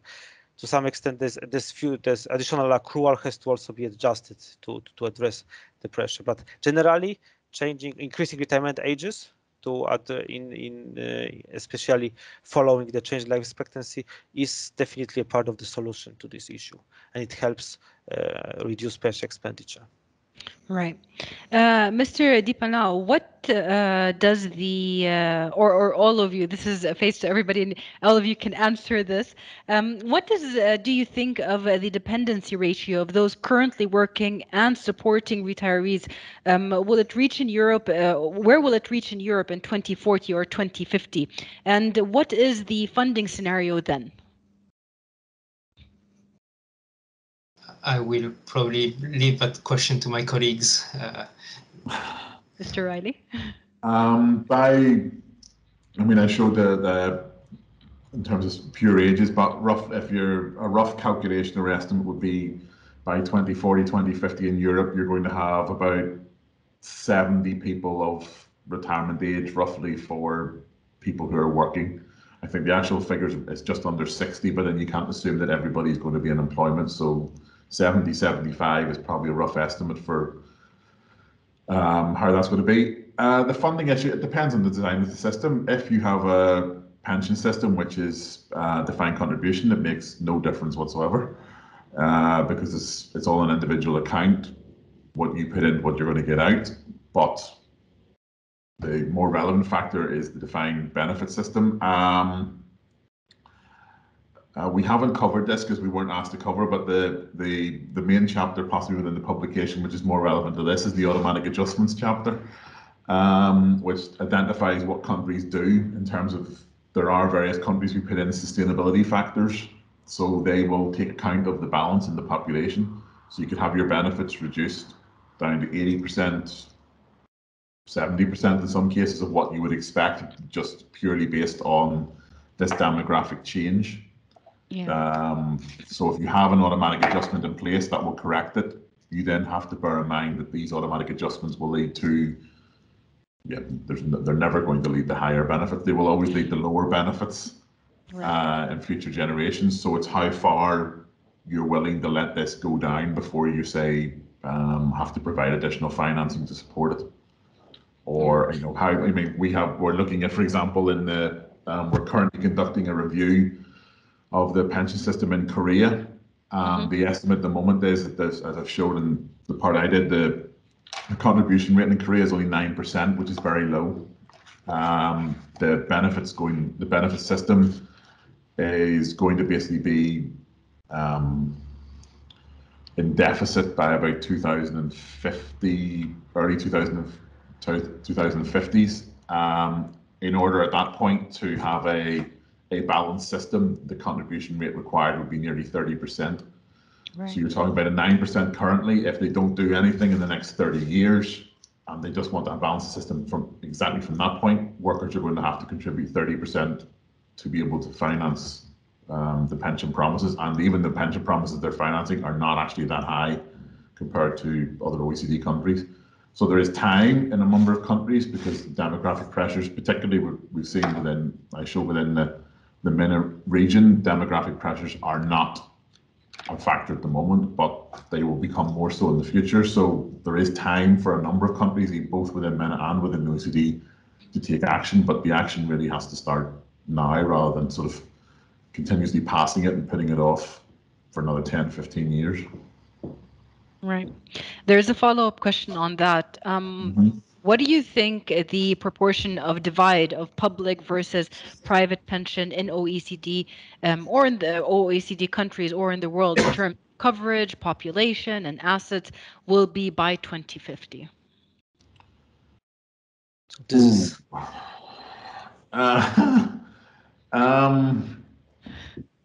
I mean, there will always be a public pension system. I mean, we may have different opinions between our different directors, but I think in terms of the structure, we will always say there needs to be a public part as the base, and then how you top that up is generally going to be through private arrangements.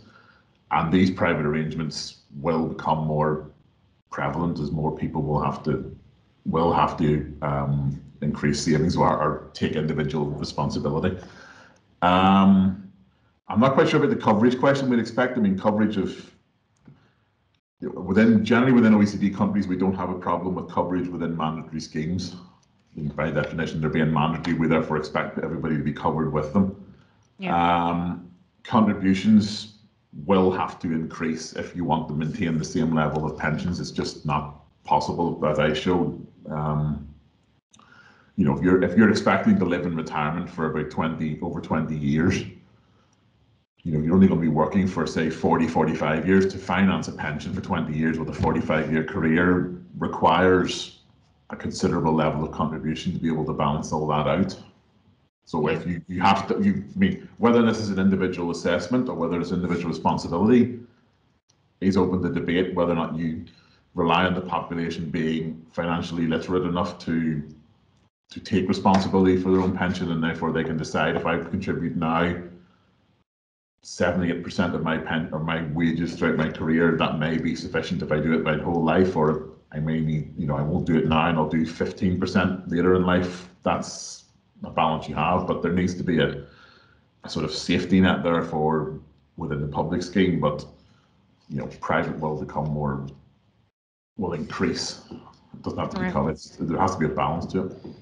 Right. So we also use this question just to, because this is not the future trends are not very obvious, because let's say the 90s there was this consensus that private pensions will increase in the cost of public pensions.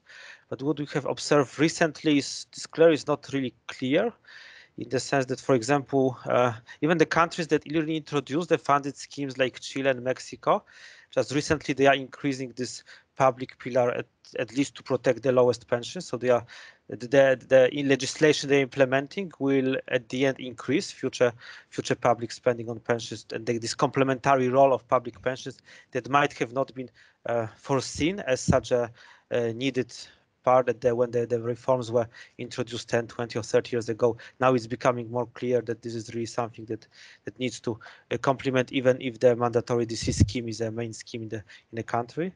Then we have also observed in a few countries in Eastern Europe, in Eastern Central Europe over the last 20 years, like Poland, Hungary, recently Estonia, that where the mandatory funded schemes were introduced, then at some political pressure they were removed at the end, or just not fully removed, but at least make not as mandatory. So here it was also some back steps in this area. So there is like this.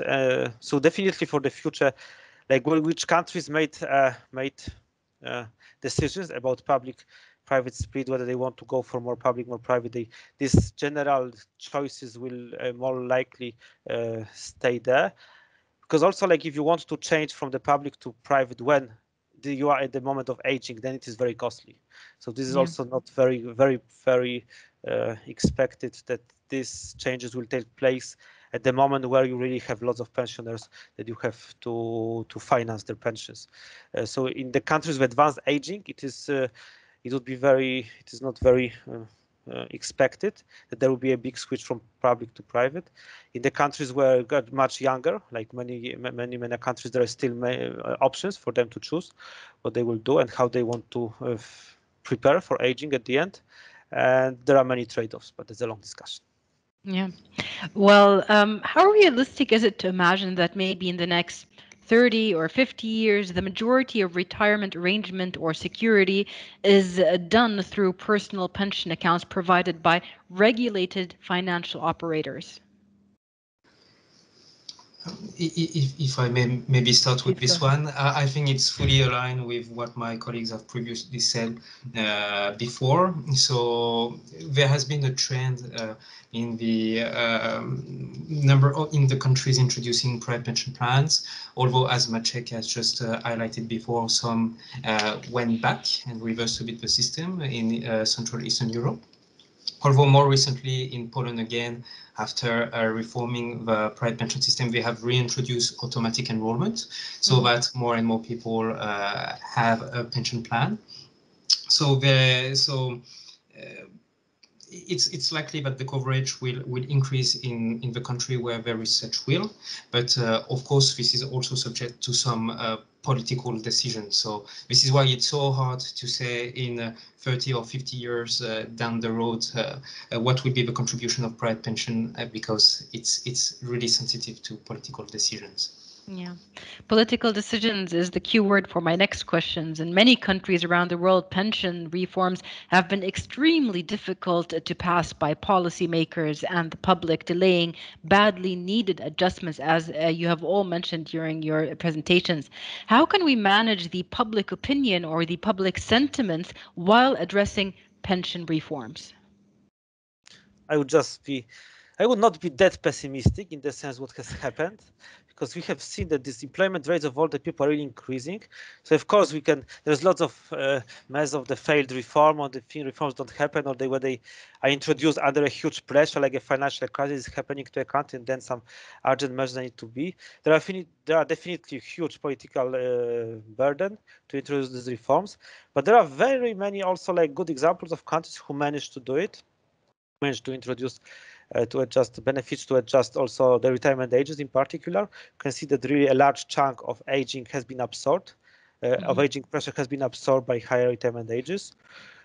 We can see that for the future, the so far introduced legislation is expected to increase the normal retirement ages across OECD countries from 64 to 66, which is still not enough, because I think that the aging per se, or the life expectancy, will increase by twice that number. But still, it is highly expected over this next 30. Let's say not all countries are courageous enough to have a plan to introduce automatic adjustment, to have a plan to increase pensions for the next 30 years, but many do it on more gradual steps. So this is also quite, we can expect that many countries introduce more measures in this area. And so definitely there's political pressure. It's much better to introduce reforms where there is less pressure in terms of financial, because then the reforms are less harmful and has less negative effects on labor markets, or you don't have to adjust things on people's decisions, because they don't. It is very harsh when they're introduced at the very last moment, so that people have to really prolong. The people at their 60s learn that they have to work 5 more years or something. That is something that we should omit, and this can be omitted. But so far, the aging pressure has been up. I would say that I would be more optimistic. The countries did a lot. Much more could be done, and much more will be needed to be done. But yeah, but I'm keeping an optimistic view here that the political process can lead to favorable solutions. All of us are. My next question, last couple of questions is, one of the viewers was asking, what does the big diversity from 2.8% to 12.7% GDP in expenditure on public pensions say about the structure or maybe the generosity of these pension systems? It's not, I mean, there are more factors just simply than looking at the percentage of GDP. Obviously, the design of the pension system is relevant to whether or not you're going to have a large expenditure in public. It may be that the country has a high private pension provision, therefore its overall expenditure, which will be more relevant. There are also countries, as mentioned, in terms of Matthew mentioned, in terms of Mexico, for example, has introduced contribution changes, so they're going to have a huge increase in in expenditure on pensions in the future. Korea's system's still maturing, so it's not straightforward enough just to say, oh, this country's paying 3% of GDP, this country's paying 12%, therefore pensions in this country are 4 times more generous than in the other. Retirement age obviously can differ greatly. If you're going to have a pension paid from age 67, you're going to be paying less than that, as opposed to retirement age being age 55. Obviously, it is also dependent on GDP, so your age structure of your population is more. If you have relatively few people of pensionable age, you would not expect to have a high expenditure on it, and therefore, by having a large working population, your GDP will be higher as a result of that. The more relevant indicator for looking at the generosity, etc., of the pensions, which we actually covered relatively shortly because it wasn't one of the topics requested for this, is the replacement rate, obviously, and that will show you. So forget expenditure, just look at the replacement rate and see what a full career worker on the design of the pension system will get, and that's your generosity comparison, because the indicator on just simply expenditures percentage of GDP covers considerably more variance than the actual generosity of the pension. Yes. My last question before we end today's webinar and the session is, as pension funds move into riskier investments, they may be seriously compromising the solvency issues for DB plans and their capacity to deliver adequate retirement incomes for DC plans in the event of a negative financial market or anything that might affect the financial markets. So your comments on that? So maybe I can take this one. So about the risk on financial markets. In fact, we have had a perfect illustration, I think, in 2020 in the first quarter, when there was a sharp fall in the prices in the stock markets. But one of our key messages is that saving for retirement is for the long term, and that you should not take short-term decisions. Like withdrawing assets at the moment where the markets are low. So because over the long term, what we have seen is that pension funds can recoup investment losses and earn an investment income at the end. So our recommendation is really to stay put to avoid materializing short-term investment losses.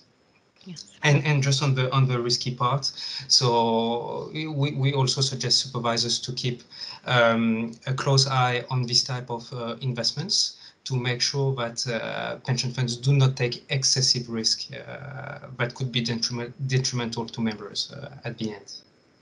Definitely, definitely. Thank you very much for all of you for being with us today, and for our viewers who joined us and the ones that will be watching the recording later on. The recording is going to be available on the event page where the webinar was posted. Mr. Andrew Riley, pension analyst at OECD, thank you for being with us. Dr. Maciej Lis, economist at OECD, thank you for answering our questions. And last but not least, Mr. Roman Dipalen, the statistician at the OECD. Thank you for being with us and answering our questions. Thank you very much. Thank you very much. Thank you.